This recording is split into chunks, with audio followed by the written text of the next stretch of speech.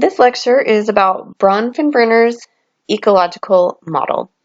This is another way of looking at all the different influences that we have in our lives. So at the center of the model, we have a person. This model shows a child, but it could be an adult, it could be a teenager.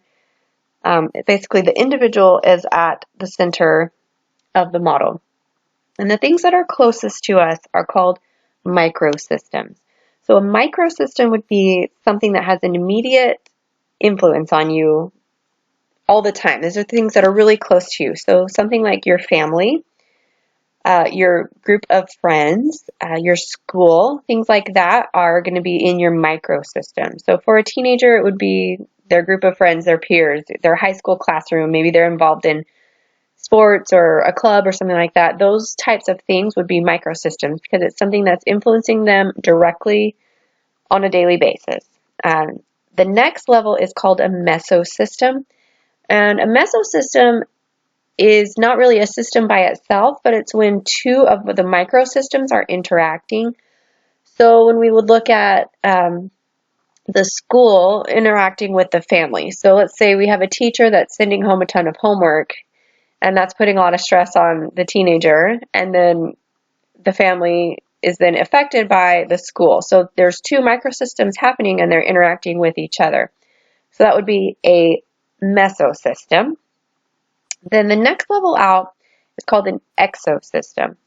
So these are a little bit further removed from the individual, but they're still things that affect us. So I'll give you an example of like a parent's workplace, for example. So for a teenager or a child, they're not the ones going to the work every day. They're not the ones, going with their parents to the job, meeting people there, interacting. So for the parent, the workplace would be a microsystem because that's something they're in every single day that affects them directly. But for the teenager or the child who's not going to work, it's just their parent's job, that's going to be an exosystem.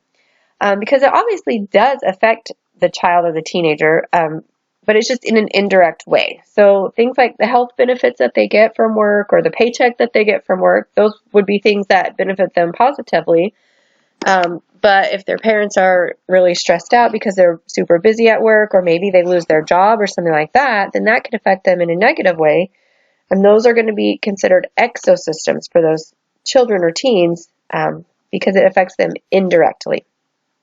Then the next level out is the macro system. So this is the biggest, broadest, furthest away system, but it still does influence the individual.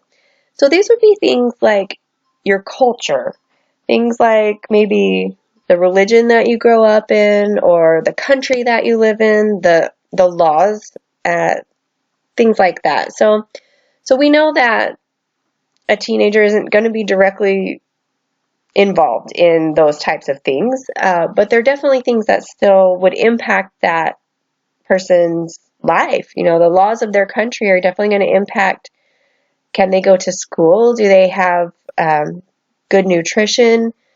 They're things like their socioeconomic status. Are they living in poverty or are they wealthy? Those types of things are affecting their life, even though it's not something that is a direct relationship. And then the final one is called a chronosystem, and this is changes over time. So this could be changes in one of the systems. It could be changes in a microsystem. So like say parents going through a divorce. So we can look at the child's lifespan of this is when my parents were still together. This time period is when they were going through the divorce. And then this time period is after we were living in a single family home or something like that. So we see the changes of the system over time. So that's going to be called a chronosystem. It could also be at a macro system level where we look at, for example, like people who grew up during the Great Depression or something like that. It was a bigger level change across like the whole country. It was an economic situation. That would be a macro system. We can see children who grew up during the Great Depression had very different influences than children who are growing up today. So something like social media happening, that would be part of a chronosystem over time. So when we are looking at development, we just really need to look at the different systems and look at how each one affects the person.